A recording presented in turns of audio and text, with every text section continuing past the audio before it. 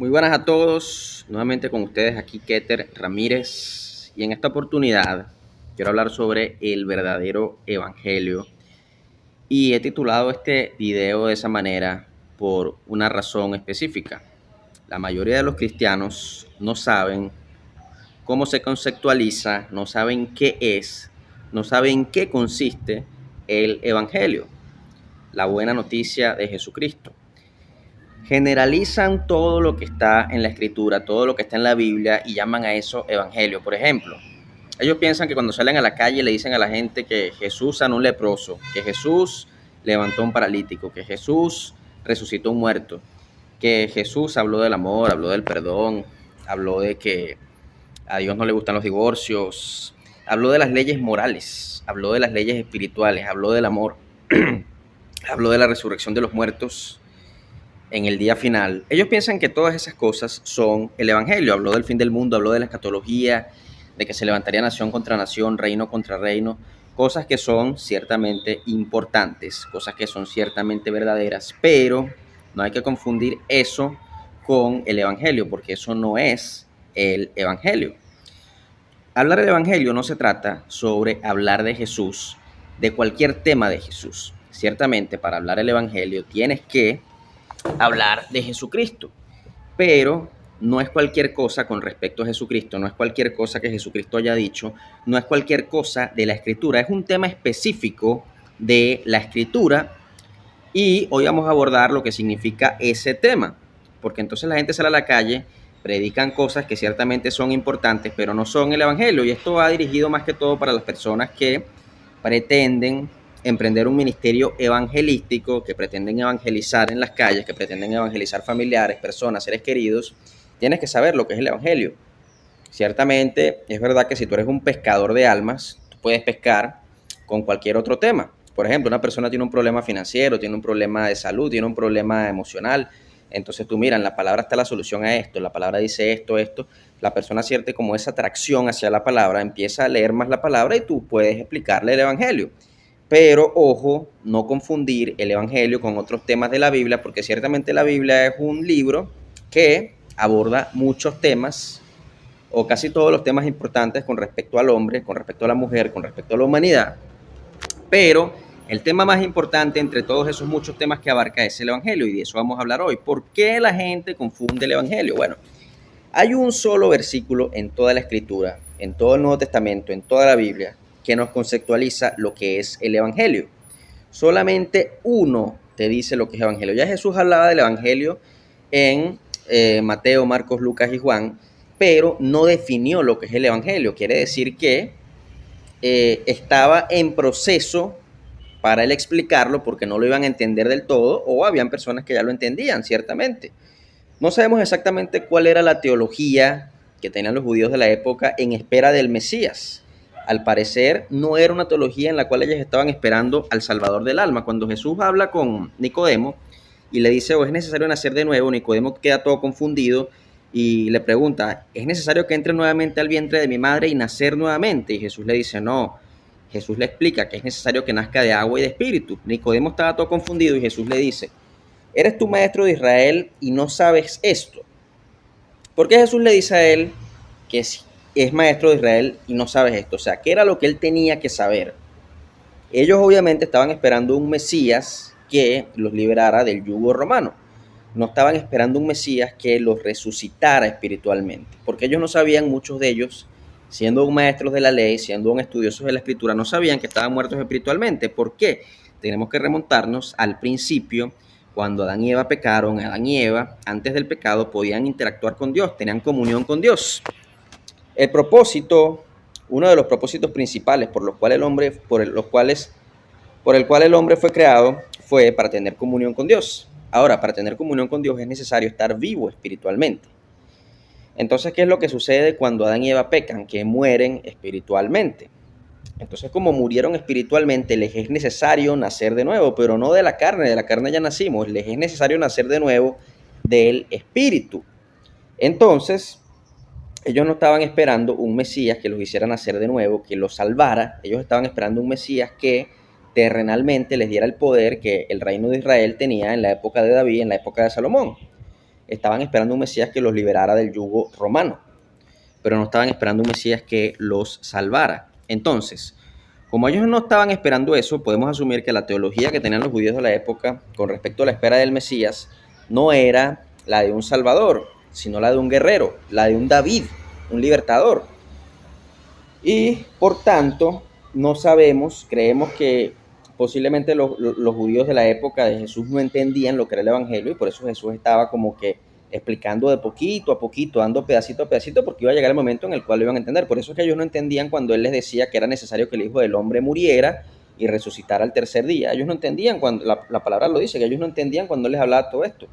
O sea, como que, bueno, no, quizá tengan miedo de preguntarle, pero realmente ni Pedro, ni Juan, ni ninguno de ellos entendía.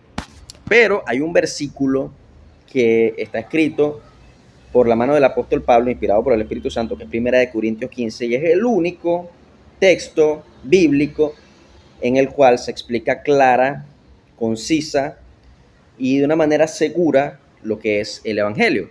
1 Corintios 15, vamos a ver.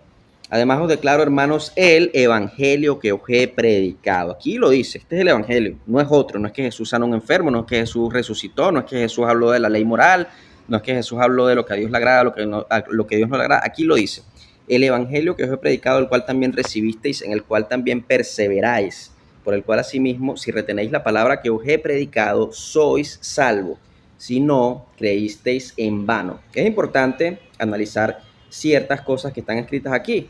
Por el cual asimismo retenéis la palabra que os he predicado, sois salvos. Si retenéis esa palabra, significa si tú perseveras en esa doctrina, si tú crees realmente esa doctrina. Si no, creíste en vano. ¿Por qué dice creíste en vano? Porque hay personas que ciertamente creen en vano. Hay personas que son la mayoría de los cristianos hoy, que sí creen que Jesús es el Señor, sí creen que Jesús murió, creen que Jesús resucitó, pero han creído en vano. ¿Por qué? Porque no retienen la doctrina que voy a narrar a continuación, que es la única doctrina verdadera, es la doctrina que está en la Biblia, no es una doctrina que yo me estoy inventando. Porque primeramente os he enseñado lo que asimismo recibí, verso 3, que Cristo murió por nuestros pecados conforme a la Escritura, y que fue sepultado y que resucitó al tercer día conforme a las Escrituras, y que apareció a Cefas y después a los 12, después apareció a más de 500 hermanos a la vez, de los cuales muchos viven aún y otros ya duermen. Después apareció a Jacobo, después a todos los apóstoles, y al último de todos, como a un abortivo, me apareció a mí, porque yo soy el más pequeño de los apóstoles, que no soy digno de ser llamado apóstol porque perseguí la iglesia de Dios, pero por la gracia de Dios soy lo que soy, y su gracia no ha sido en vano para conmigo. Antes he trabajado más que todos ellos, pero no yo, sino la gracia de Dios conmigo, porque o sea yo, o sean ellos, así predicamos y así habéis creído. Mira lo que dice. Habla de los apóstoles, los demás apóstoles, habla de él y dice que así predicamos y así habéis creído. Quiere decir que los demás apóstoles también estaban predicando esta misma doctrina que estaba predicando Pablo. Y dice, vamos a reiterar desde el verso 3, porque primeramente os he enseñado lo que asimismo recibí, que Cristo murió por nuestros pecados conforme a las Escrituras, y que fue sepultado y resucitó al tercer día conforme a las Escrituras. Esto es el Evangelio, que murió por nuestros pecados conforme a las Escrituras, que fue sepultado y que resucitó al tercer día conforme a las Escrituras. Ese es el Evangelio. No es que Jesús resucitó un muerto, no es que Jesús sanó un enfermo, no es que Jesús multiplicó los panes, no es que... Todas esas enseñanzas están bien, todas esas enseñanzas son verdaderas, son importantes, pero no son más importantes que esta que acabo de narrar, porque dice la Biblia que este es el Evangelio. No hay otro versículo que diga, no, que el Evangelio es que Jesús sanó a un enfermo, que el Evangelio es que Jesús resucitó a un muerto. No, el Evangelio es esto, que murió por nuestros pecados conforme a las Escrituras, que fue sepultado y que resucitó al tercer día conforme a las Escrituras. Ese y únicamente ese es el Evangelio, no es otro tema de la Biblia. Y los cristianos no saben esto, no saben lo que es el Evangelio. Por eso ellos van a predicar a la calle y dicen, no, que Jesús sanó a un enfermo, que Jesús resucitó a un muerto, que Jesús hizo esto, que Jesús hizo lo otro. Pero no están predicando el Evangelio, porque no saben lo que es el Evangelio. El Evangelio no es enamorar a la persona de Jesús, aunque eso es algo bueno, que la persona se enamore de Jesús, que la persona crea en él, pero eso no es el Evangelio. El Evangelio es que la persona tenga claro eso, que Jesús murió por nuestros pecados conforme a las Escrituras, que fue sepultado y que resucitó al tercer día conforme a las Escrituras. Entonces, ¿qué es lo que dice Marcos 1:15? Dice, estén cambiando la disposición mental y confiando en el buen mensaje. ¿Cómo se traduce eso en Reina Valera?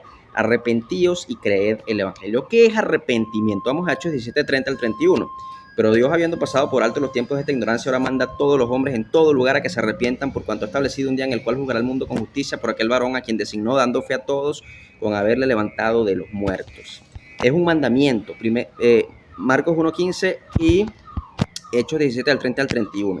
Dios manda a todos los hombres a que se arrepientan. Ahora, la traducción en el original es cambiar la disposición mental.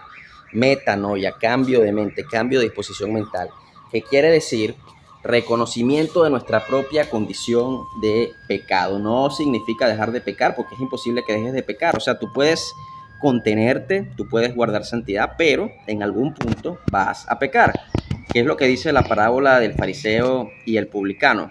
Esa está en Lucas 18, del 9 al 14. A unos que confiaban en sí mismos como justos, fíjate lo importante de esto.